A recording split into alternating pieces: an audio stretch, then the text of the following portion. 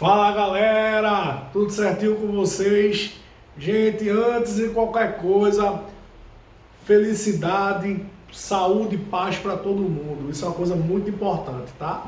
Pessoal, vê só, hoje nós vamos falar sobre Karl Marx. Na verdade, não é que hoje nós vamos falar sobre Karl Marx. Essa é a segunda parte da aula sobre Karl Marx, tá bom? Eu dividi a aula de Karl Marx em dois pontos porque, além de pegar muito das teorias marxistas, que foi o foco da nossa aula anterior, hoje eu vou fazer uma análise um pouco do conceito de materialismo histórico e falar um pouquinho do socialismo na prática, porque durante o século XX algumas tentativas de ideias socialistas foram colocadas em prática. E aí eu vou fazer, quando eu analisar um pouco desse, entre aspas, socialismo na prática, vou tentar fazer um paralelo entre as ideias marxistas e o que de fato estava sendo colocado ali. Beleza? Mas antes disso, vou fazer uma revisãozinha da nossa aula anterior para a gente linkar aí com a nossa aula atual e não ter aperreio, tá? Karl Marx, ele foi um sociólogo alemão, caracterizado como um dos sociólogos clássicos da chamada sociologia moderna. A gente não pode esquecer que quando a sociologia ela vai surgir lá enquanto ciência, existe uma tríade, né? São três sociólogos que são tidos como os sociólogos clássicos, que são Karl Marx, Durkheim e Max Weber. Karl Marx ele olha muito para o papel da sociedade dentro dos aspectos socioeconômicos. Então, Karl Marx analisa muito a questão da desigualdade social, da fome, da miséria, do modelo de sociedade, e ele cria conceitos para que a gente tenha uma sociedade menos desigual, né? Mais justa e igualitária, né? Em 1848, Karl Marx ele vai publicar o que nós vamos denominar de Manifesto Comunista, onde ele divide a sociedade pós-revolução industrial em basicamente dois grupos, burguesia e proletariado. E ele afirmava que a burguesia dominava os meios de produção e por isso teria um privilégio. Por conta disso, Karl Marx pregou que o proletariado deveria tomar o poder por meio da luta de classes. A gente também analisou o conceito de socialismo e capitalismo dentro de um conceito ideológico e dos aspectos sociais, que cabe essa reflexão para que a gente tenha a denominação correta para o termo, né? Para que a gente não fique utilizando de forma pejorativa, algo que é até um pouco comum dentro da sociedade atual, tá bem? Mas hoje nós vamos analisar uma teoria marxista no qual nós vamos denominar de materialismo histórico, que é uma das principais teorias marxistas, tá? Karl Marx ele tem uma definição sobre sociedade que é muito simples de ser entendida. Para Karl Marx, é a minha relação com o meio de produção que define o meu posicionamento na sociedade, independa de ser capitalista, de ser feudal, de ser escravista, enfim, é a minha relação com o meio de produção que vai definir o meu posicionamento dentro da sociedade. Resumindo, quem domina os meios de produção vai viver bem, independente do modelo de sociedade em que essa pessoa esteja inserindo. Por conta disso, Karl Marx ele vai fazer uma divisão histórica diferente, que nós vamos chamar de materialismo histórico. E Karl Marx ele vai dividir a história justamente pelos modelos de produção e não pelaquela visão tradicional que nós temos. Então, dentro de uma visão marxista, a historiografia ela é dividida assim: comunal, asiática, escravista, feudal e capitalista. Pois bem, como eu tinha falado para vocês, para Karl Marx é a relação do homem com o meio de produção que vai definir o seu posicionamento social.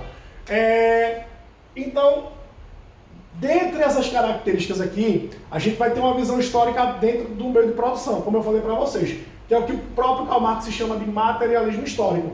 E Karl Marx ele vai tentar mostrar que em todas essas sociedades, o critério que vai fazer a pessoa ter privilégios dentro da sociedade é a dominação dos meios de produção.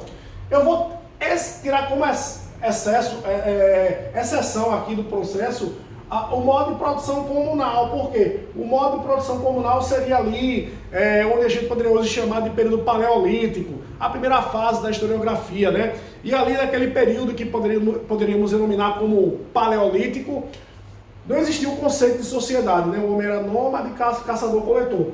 Então, com exceção do período comunal, a partir do chamado de modo de produção asiática ou asiático, a gente vai ter alguém dentro da sociedade que vai viver bem. Eu vou descrever ponto a ponto aqui para você entender, tá? O modo de produção asiático ou asiático. No modo de produção asiático, que eu poderia descrever, por exemplo, aquela fase ali onde tem um apogeu de Egito e Mesopotâmia, nós temos como base da produção a agricultura. E para Karl Marx, quem domina os meios de produção vive bem. Vou dar um exemplo para vocês. Quem vivia melhor? O faraó egípcio, que dominava os meios de produção, ou os escravos e os servos, que não dominavam os meios de produção? Obviamente que você vai chegar à conclusão que quem vivia muito melhor era os egípcios. Então, no modo de produção asiático, quem dominava os meios de produção vivia muito melhor do que quem não dominava. Isso é um mantra para Karl Marx, tá bem? Dentro do modo de produção escravista. Professor, que período histórico o senhor poderia exaltar como modo de produção escravista? Aquele período da história antiga do período greco-romano. Vamos pegar Roma como referência, que Roma é um grande império. Ora, no apogeu do Império Romano, os romanos, o cidadão de Roma, eles tinham bastante escravos. Por quê? A escravidão lá em Roma, ela era por dominação de guerra. Então, quando os romanos dominavam grandes civilizações, eles escravizavam a parcela significativa desses dominados. Ora, nesse modo de produção escravista, quem vivia melhor? Os escravos, as pessoas dominadas, ou os cidadãos de Roma que eram detentores desses escravos? Não preciso nem responder, né, gente? Obviamente que o cidadão romano. Ou seja, de novo, domina os meios de produção e vive melhor do que quem é dominado. Modo de produção feudal. É o modelo de produção lá da Idade Média, tá? Presta atenção aqui, gente. Lá na Idade Média, rolava um sistema econômico chamado de sistema feudal. Feudo é terra, tá? Ou seja, o modo de produção feudal no qual eu descrevi aqui. O que acontece é o seguinte, pessoal. No modo de produção feudal, existia uma relação de produção que nós denominávamos de relação de suzerania e vassalagem. Tio Marquinho, como funciona isso? Preste atenção, gente. Existiam os servos, os camponeses, que utilizavam a terra dentro de uma relação de servidão. Quem era o dono da terra? O senhor feudal. Então, esses camponeses, esses servos, utilizavam a terra para fazer uma produção mínima, para plantar uma agricultura de subsistência e produziam mais. Todo o pós-agricultura de subsistência, que era produzida ali na terra, no feudo, era dado ao senhor feudal. Então, o senhor feudal ele ficava com todo o excedente da produção. Então, quem vivia melhor na Idade Média? O senhor feudal, que detinha os meios de produção, ou os servos? Tenho nem como responder também. Obviamente que são os senhores feudais. Então, para Karl Marx, esquece capitalismo, que é o modelo de sociedade no qual ele viveu. O que define o posicionamento do homem na sociedade é a sua relação com o meio com os meios de produção. Mas o último modo de produção, que Karl Marx vai denominar de modo de produção capitalista, ocorre com a Revolução Industrial, ali em meados do século XVIII na Inglaterra. Com a Revolução Industrial, nós temos a substituição da manufatura pela maquinofatura. Tio Marquinho, o que é que vai mudar no mundo com isso? O que vai mudar é que a produção vai ser em larga escala, acúmulo de capital muito grande. Enfim, nós vamos ter fenômenos bem interessantes. Karl Marx já olhou para trás e disse que quem domina os meios de produção vive melhor do que quem não domina. E esse é o critério, é o motivo que define o posicionamento do homem na sociedade. Isso é a definição Karl Marx, e ele meio que comprova isso por meio da teoria que ele vai denominar de materialismo histórico. Mas, para Karl Marx, com o chamado modo de produção capitalista, a coisa tende a degringolar, ou seja, as desigualdades elas serão ampliadas. Por quê? Porque Karl Marx afirmou que no modo de produção capitalista o trabalho passou por um processo de banalização. Tio Marquinho, por que para Karl Marx passou por um processo de banalização? Porque o homem deixou, segundo Karl Marx, de enxergar o que ele produz. Porque quando as máquinas passam a produzir, o homem ele não produz, ele vende o que Karl Marx chamava de força produtiva. E a partir do momento que o homem vende a força produtiva, o trabalho ele tende a ser banalizado, porque o homem ele não vai ter, segundo Karl Marx, uma valorização plena do seu serviço. Tá? Ou seja, e é outra teoria marxista. Quando o indivíduo não recebe o valor real pelo que ele trabalhou, Karl Marx denominava isso de mais-valia. Pois bem, para Karl Marx, no modo de produção capitalista, o trabalho passou a ser banalizado. No modelo capitalista, dividimos a sociedade basicamente em burguesia e proletariado, ok? E para Karl Marx, o fator que leva o posicionamento do homem na sociedade é dominar os meios de produção. Então Karl Marx chegou a uma conclusão simples. O proletariado, que não vive bem porque não domina os meios de produção, deveria se juntar por meio da luta de classes e tentar dominar os meios de produção, ou seja, dominar as fábricas, estatizar o processo de produção. Enfim, isso aqui é o que nós vamos denominar de materialismo histórico. Karl Marx, como eu falei para vocês na aula anterior, ele, quando publicou o Manifesto Comunista, ele afirmava que existiam dois modelos econômicos além do capitalista. Existe o socialista e o comunista. Ele afirmou que o socialista ocorre quando todos os bens pertencem ao Estado e o Estado divide esses bens em partes iguais para todos. Teoricamente é assim que funciona. Então, os trabalhadores, o proletariado, numa visão marxista, tá, gente?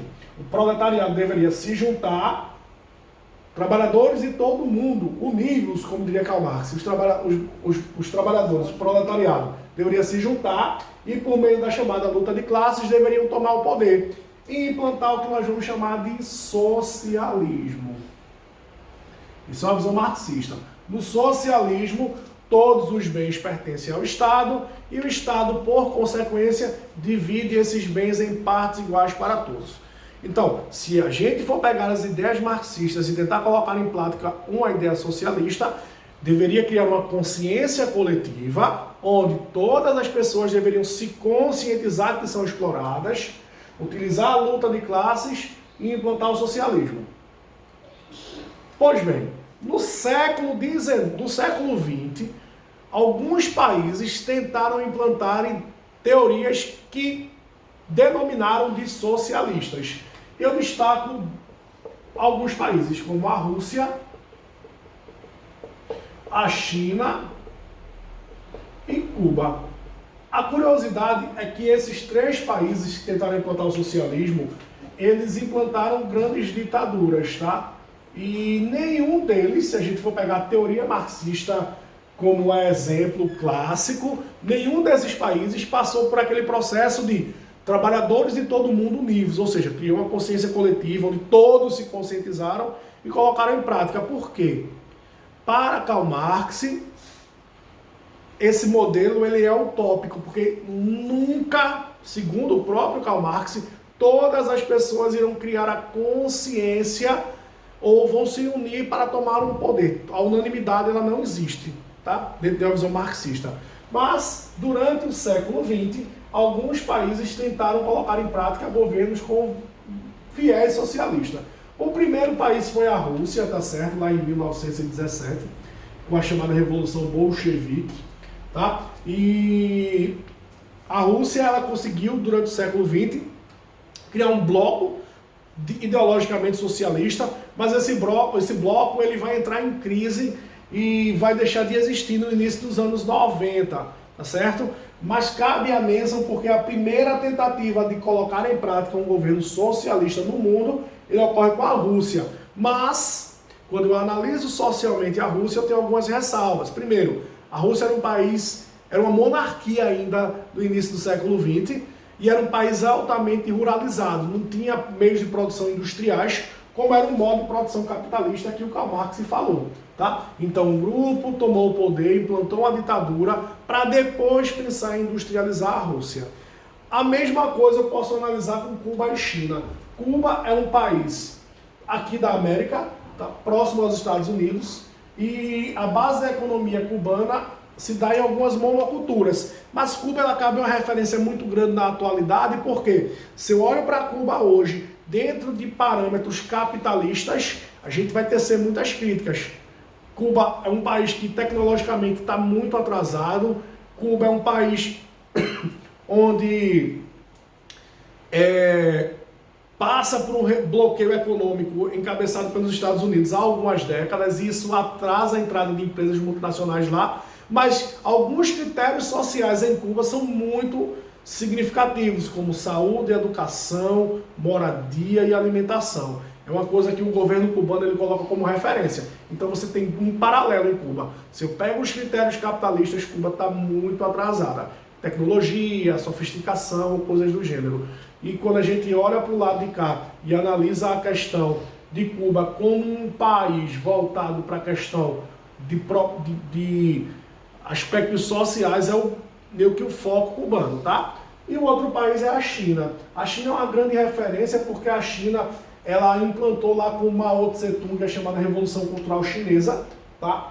E o maoísmo, que é o socialismo chinês, ele teve uma visão diferente, a ideia de criar com agricultura mesmo, matar a fome do povo. Mas só que quando a gente olha para Cuba hoje, Cuba é um país de economia que nós chamamos de economia mista. Cuba diz que é socialista ideologicamente, é governada pelo Partido Socialista, tem uma parte estatal, mas Cuba se voltou para o mercado capitalista, com grandes ações, com grandes empresas. Dentro do território cubano existem as chamadas ZEs, que são zonas econômicas, e essas zonas econômicas, grandes empresas multinacionais entram e podem investir lá. Enfim, então, quando a gente analisa de forma geral os três países que se dizem socialistas, que cabe a reflexão, e analisa a teoria marxista, existe um conflito entre a teoria marxista ideológica, o sociólogo pregava, e o que esses países colocaram em prática. Mas cabe essa reflexão para a gente entender o que seria o socialismo real, o socialismo na prática. Beleza, galera? Vou deixando um forte abraço para vocês. Essa reflexão ela é muito importante, porque cabe a gente entender a sociedade, e em falando de vestibulares, Karl Marx, ele está ali naquela tríade, né? Naqueles sociólogos clássicos. Claro que gera um pouco de polêmica falar de Karl Marx, porque ele olha o viés ideológico, isso.